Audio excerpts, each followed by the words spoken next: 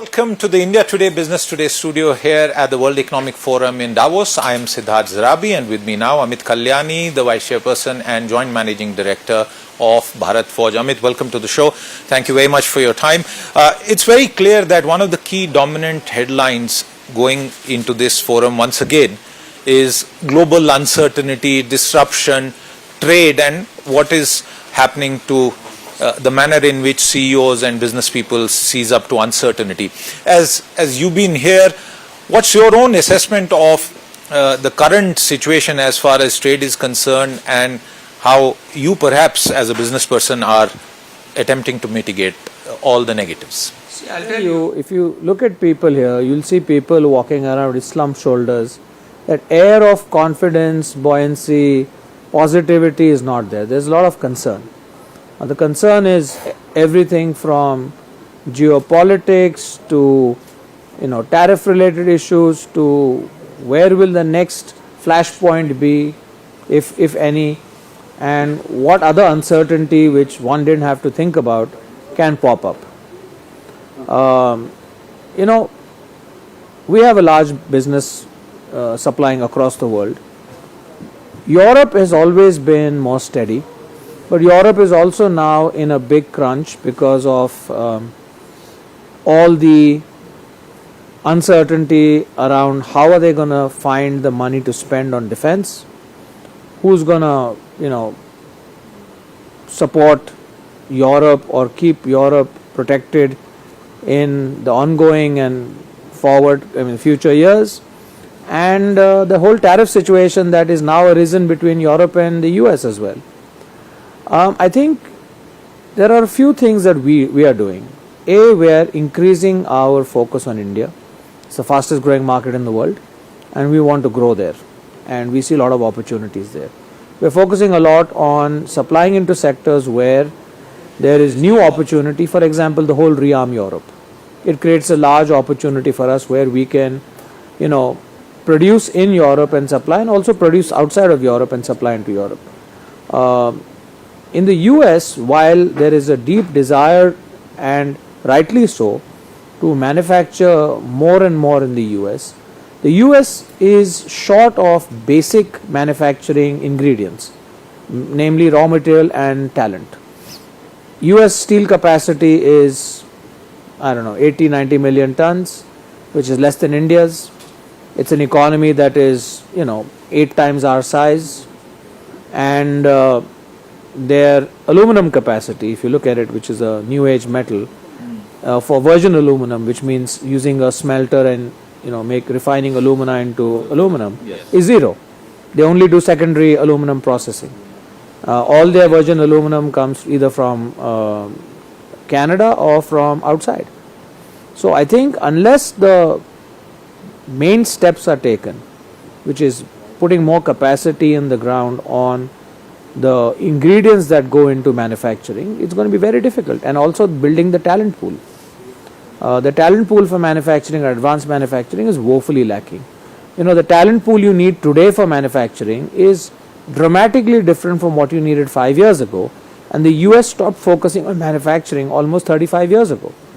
So I think we've lost more than a generation of talent in the US, and the flip side is that using AI, the talent today can be retooled and retrained faster because they need to do different things. So I think that's an opportunity. But notwithstanding all that, our business has to grow. We have many new opportunities and many new sectors that we operate in. Defense is a sector where we see a lot of opportunity globally for products that have our own DNA and our own IP and product knowledge. There's tremendous markets that have demand for such products, and we continue to broaden and widen and deepen our product portfolio. Similarly, on the industrial side, we see a large opportunity. Basically, we have to build both Bharat and India. We are woefully under invested on infrastructure, whether it's roads, power, airports, ports, hospitals, schools, housing, water, sewage treatment. There's so much opportunity in this country, rail, shipping and marine. So I think there's a lot to do, there's a lot that can be done, and that's a lot to focus on. I mean, you've given so much to sort of deconstruct in your first answer, and I'll try and pick up some of those. The whole rearm Europe, very interesting terminology that you've used for the benefit of our Indian viewers who may not have followed it. How large is that opportunity, and also within that for Indian firms like yours? Look, so the US, Europe is about 18 trillion GDP, the EU. And if you're talking anywhere between 2.5% to 4%, you're talking about 400 to 800 billion. And they're currently spending less than 200. Okay, so there's a huge capex requirement, there's a huge opex requirement, so it's a huge amount. And there is no way that they're going to be able to do that by themselves. I mean, you're already seeing a lot of, issues happening. I read just this morning that Colombia was supposed to buy the Rafales, and they have last minute switched and are looking at buying the Gripen or something like that, or they're talking to Saab to buy the Gripen, I don't know. But you're just seeing a lot of rebalancing taking place or reorientation taking place to find countries that can give you more 360-degree support and not just defense. They need political support, they need other support. So I think this whole game is going to get changed, and the Indian government also needs to understand this, that if we need to be an export player and we need to be a global player, we also need to use our political connect, our financial connect and financial wherewithal to support our defense industries in areas which are of strategic interest. What would that support, if you were to just identify one support? Line of credit. Very simple. Line of credit, and China has been doing that.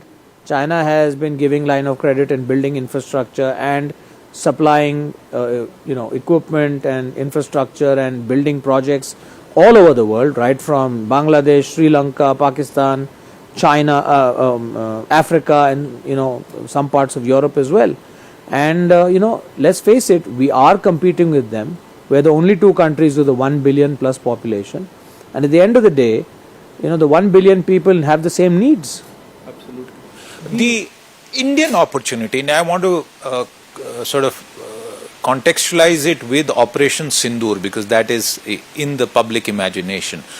Post Sindoor, do you see a difference in the acquirers, and which is primarily our armed forces, the three services, in terms of their approach to building up capacity wherever it may have been found wanting, and also preparing for any future conflicts? Absolutely. I think everybody now realizes what we're up against, and what is the technology that we're up against, and how do we need to counter that. So clearly, whether it's going to be Make India, Buy and Make India, or make with partners in India, or partner with DRDO to make in India, is all now accelerated. There are now, let's say, short lists of things that are on priority that need to be done, and I think there's a lot more clarity and urgency as well. I remember almost 10 years ago interviewing your father, Mr. Kalyani, at Goa at one of the defense expos, and Mr. Parikar was yes, and the late Mr. Parikar was there, and there was a remark that stays with me.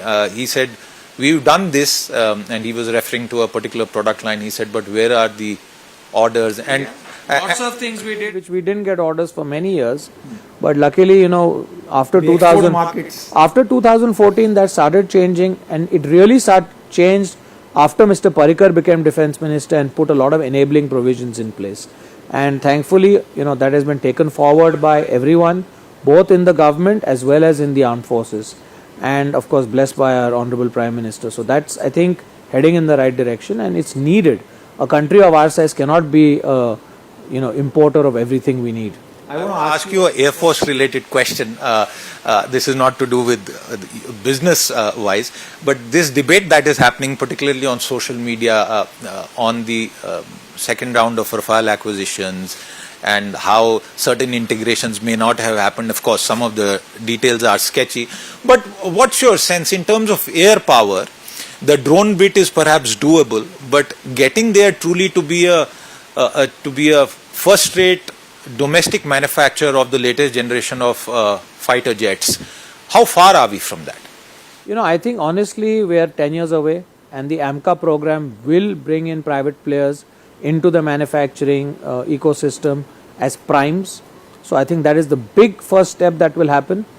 And honestly, we need to buy something like either a Rafale or some alternative to it, because we are short of aircraft today. Absolutely. I think that's what our air chief has been saying, and he's been particularly vocal about the slow deliveries that he's getting, and I think there's no way around it. Who is to blame, if that word were to even be used in this context? Because it's not really about blame, it's about everyone. I'll tell you the reason is that the private sector was considered untouchable, and that they were not allowed to be involved front and center in this. And then you had only the public sector, which does things in its own way, some good, some bad, but there is no sense of urgency, and their ability to innovate is very little. Only agencies like NPCIL and ISRO, which are not under the gambit of all these ministries and bureaucratic machinations, I think have been able to deliver phenomenal results. And I think that's the direction that is needed if you want to make high technology products in India. Amit, what is still missing in the jigsaw puzzle? I'll give you an answer. Yeah. Even today, the aerospace manufacturing companies of India follow an L1 process. Would you go and do L1 when you want to go get a bypass? Would you say, I want 5 doctors to give me an L1, including the hospital and the lowest rate, and then I'll buy it, and then I'll make the best product in the world? Is that possible? Absolutely. There's no other. Exactly. That's the problem. So, is that something that you feel, because certain things have been done? I think we need to have, see, when you do L1, you only focus on price. You don't focus on outcome.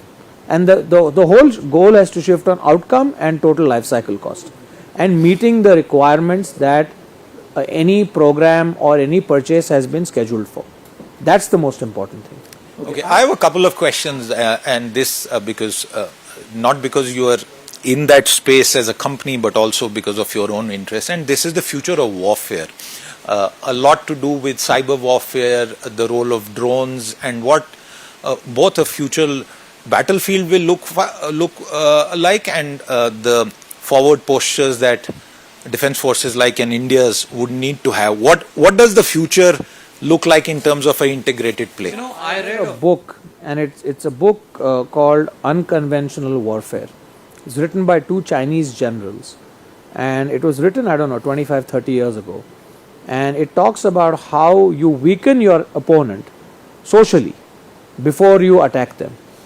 And this is what you're seeing if you see this whole, social issues, the softer social issues that are being seen in the West, which President Trump is very against. Yeah. And he realizes this, and this is one of the things that he has really gotten right. And banning TikTok and other things has been a response of the Indian government to prevent that from happening, because they're basically brainwashing people and converting them from productive into non-productive, these people who are only sitting on computers and stuff. I think the next war will be halfway decided before the first bullet is fired, because it will be done in a way that has brought the opponent, hollowed out the opponent, and then they will be brought to their knees with a brute force attack, whether it's cyber, whether it's through a combination of cyber and drones, or cyber and physical, whatever. But I think it's going to be very, very different. It's going to be highly asymmetric, and it's going to be highly unexpected. My final question, and because AI is everywhere, here at Davos also somebody was saying the other day that if you were to take out some of the geopolitical content of this forum, it could well be an AI conference. But the role of AI in warfare, and particularly for India, where we have immense needs and we have limited resources, from a budgetary point of view, what sort of role do you think AI can play? I think the government has done something phenomenal. We have an open source AI computing access, which has recently been announced with this 50,000 NVIDIA core. I think that is something where startups can take advantage of and build AI models and AI systems for solving some of the defense related tactical and strategic requirements. But clearly, India has to invest in AI, I mean, Palantir was Has a big presence. it here. had had a presence here for the last 10 years. but it's the company that was relied on apparently by the US government when they attacked Venezuela. I mean, look at what they did. Went in, went out, got the president of a country out and did it seamlessly. So it's scary what you can do with technology because everything is connected, and I think we need to be definitely having very good cyber security and our own cyber security and cyber technology capability in order to be able to do the same things.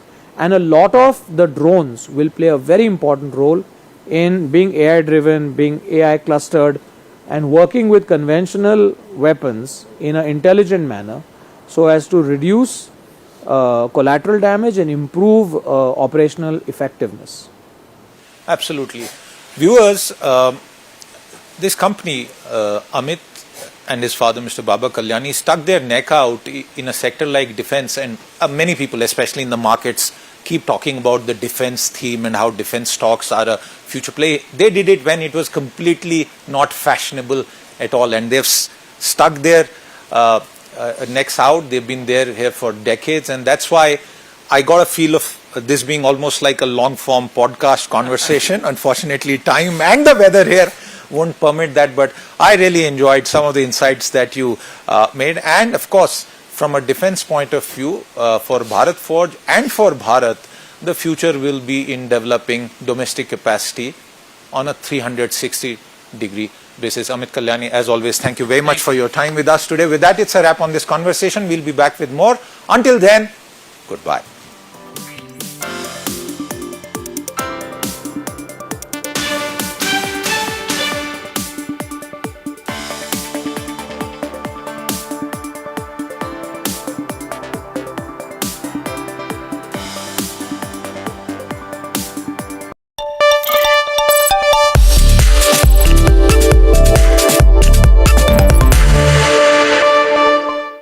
Hello and welcome once again to the Davos Brainstorm. India today